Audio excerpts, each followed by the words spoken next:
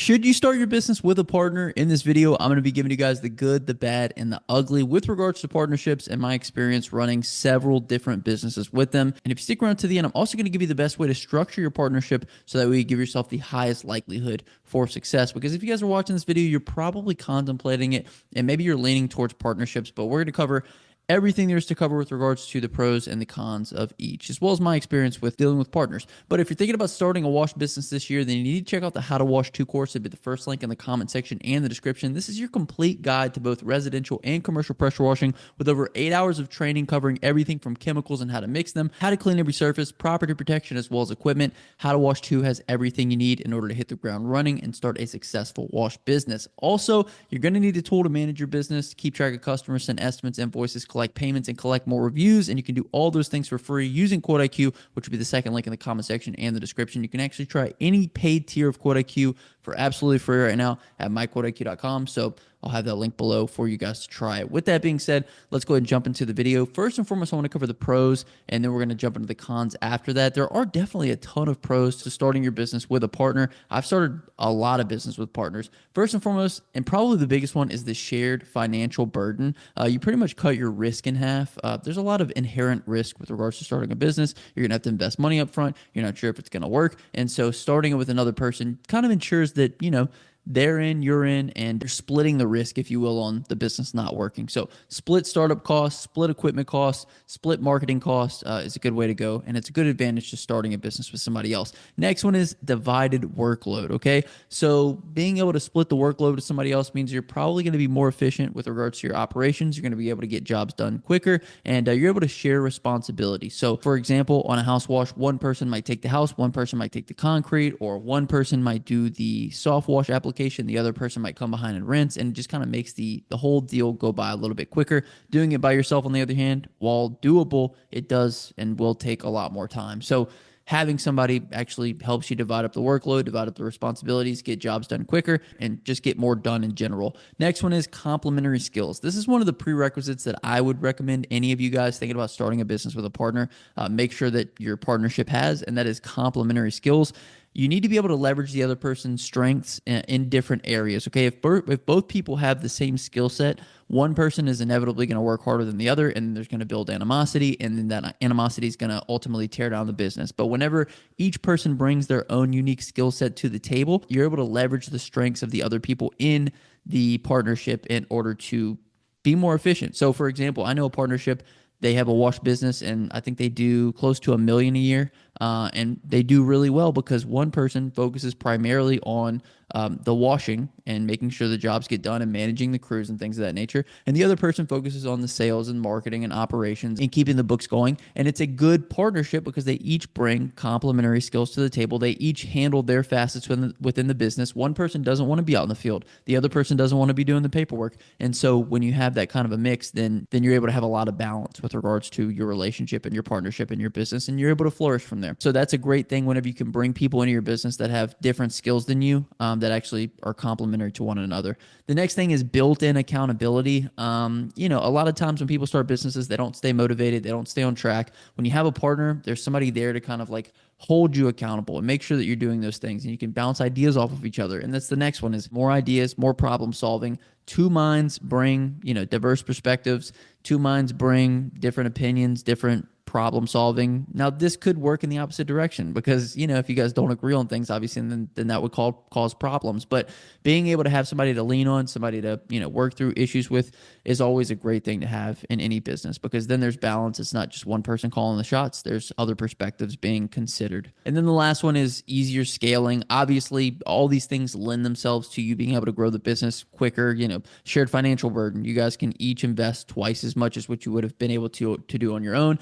Divided work, you're able to get more work done faster. Complementary skills, built-in accountability, ideas and problem solving. All these things lend themselves to you being able to scale the business up faster, experience more potential growth, and just having more hands on deck to do the things that need to get done. So for all these reasons, a partnership is a really great way to go. Now let's get into the cons, or the challenges of having a partnership. First and foremost is, obviously, on the pro side, you get to split the financial burden, but on the con side, you also have to split the profits that come into the business, right? Earnings are split instead of just going to one person. Now, I would much rather work with somebody else than take all the money, because at the end of the day, we can do more together than we can on our own. So profit isn't as big of a deal. I think you could probably make double the money with a partner. And so ultimately, it's just going to work itself out, especially if you guys have complementary skills and everything else we talked about within the pro column. The next con is decision conflicts, like just what we were talking about. It's two different perspectives, which comes in handy when you're trying to do problem solving. However, if you get into disagreements on strategy or spending or what direction the business is going in, what services we need to be offering, all that different kind of stuff, then there can be conflict there. And this is one of the reasons why, if you find somebody with, diverse complementary skills, this doesn't really come into play as much. If I'm focused on, doing the jobs and my partner is focused on the marketing, then we're not really going to clash with regards to our business, because we'll both kind of stick to our own lanes. So I think that some of the decision conflicts can be resolved if, each party is bringing their own set of skills to the table. Next one is unequal workload. I told you guys this really comes into play whenever the two people starting the business have the exact same things that they're bringing to the table. Inevitably, one person's going to work harder than the other, and one person's going to get resentful about that, and that's just going to cause animosity and ultimately lead to the demise of the relationship. I've seen this happen several times in business dealings that I've been in, as well as others. So it's definitely something that we don't want to see. Next one is liability risks, right? So a bad decision by one partner can, technically impact both of them. So you want to make sure that, the person that you choose isn't doing anything, bad, making bad decisions with their personal life as well as their business life. You want to make sure that they're trustworthy and things of that nature, or else you're not going to be able to lean on them. And really, if you start a partnership, it's pretty much like a marriage, right? You need to be able to lean on this person. You need to be able to count on this person. And if you can't, then it's definitely not going to work. Another one is exit strategy issues. It can be complicated if one person wants to leave, or if the partnership fails. How do we break this thing apart equally and evenly? And in a lot of cases, one person's doing more work than the other. Are they entitled to more of the business, or do they split the business evenly? This is one of the cons to having a partnership. We don't like to think about the negative that could happen. I think in the beginning we have the rose-colored glasses, right? But as things get bad, we start thinking about, okay, what if we have to split? And so I'm just presenting this to you guys, before you get to that point, so you can kind of keep these things in mind, right? Because this is a big decision. The last couple are trust and dependability concerns. You need to make sure, like I said, somebody that has good character traits, somebody that's going to be there for you, somebody that's going to be there for the long haul, because some people don't have that characteristic. Some people start things and they bounce from one thing to the other, and they can never really stay focused on things. And I've had partners like that, but you need to make sure that there's trust there and there's dependability. And then lastly, legal and financial entanglements. Partnerships require clear agreements to avoid disputes.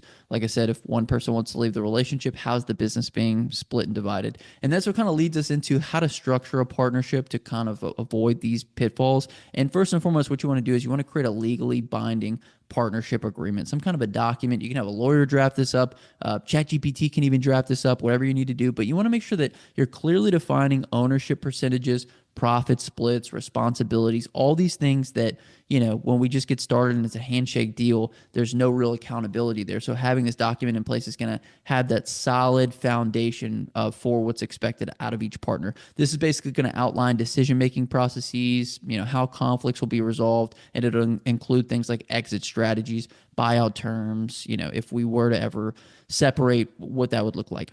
Number two is this document can clearly define roles and responsibilities. So it can assign duties based upon each partner's strengths.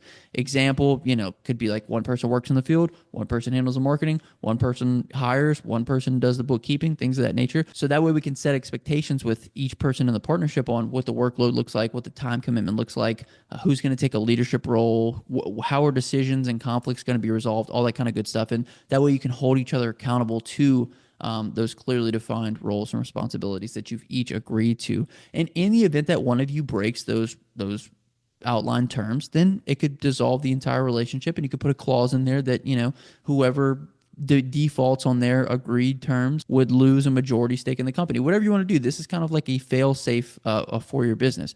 Next one, you want to make sure you have an agreed-upon financial plan. Decide what the startup funds are. How much money is each person going to be contributing to this, and how will expenses be split? You want to make sure you agree on salary and payout terms. When are we going to pay out the money, and how much money is going to be paid out? And then you want to make sure you separate personal and business finances with a dedicated business bank account. You're going to need a business bank account, you're going to need a business entity, and all these things need to be clearly stated so that way they're understood up front. Like if one partner thinks that they should be paid out every 2 weeks, but the other one's like, hey, I need to get paid out every week, then that's going to be a discrepancy that needs to be resolved before this partnership is established. Next, we want to put in a plan for growth and exit strategies. So we want to make sure we're defining how new partners or investors can be brought in. If in the event that you guys are considering that, you want to make sure you outline what happens if one partner wants to leave or they want to sell their share, or is unable to continue.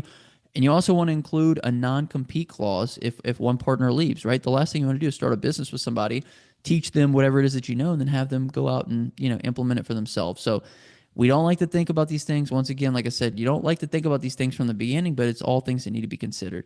Last but not least, if you want to make this clause or this agreement between you two, super tight, super airtight to where, nothing can kind of come in between it. You want to make sure you put in there a schedule for regular communication and check-ins, hold weekly or monthly meetings. That way you can discuss business progress, issues, strategies. You want to make sure you keep financial and key business metrics transparent between both parties. So that way nobody's in the dark. And you want to make sure that both parties stay aligned on the long-term goals, right? If we lose communication with our partner, then ultimately that partnership is going to fail. So everything being said, I lean on the side of partnerships. I think they are really good. I think they also should have the work on the front end of them. It shouldn't just be like, hey, let's start the business together. You should lay out all these things in a document that you both agree to, that you both sign, with ways that you can get out of it, with holding the other person accountable to what they're accountable for. And that way the partnership can be as healthy as possible and you can both lean on each other. So highly recommend you guys do some paperwork, get serious on the front end of this, because you're going to be very thankful. If you pick the wrong partner, you want to make sure that it's easy for you to get out. The last thing you want to do is spend your time, energy, effort, money building something with somebody that ultimately isn't going to last. So I hope this video helped you guys. If it did, leave me a thumbs up down below. If you made it this far in the video, comment down below partner, and I'll hashtag you everyone. My name is Justin. It's Forever Self-Employed. Until next time, hustle hard, get that money, baby. Peace.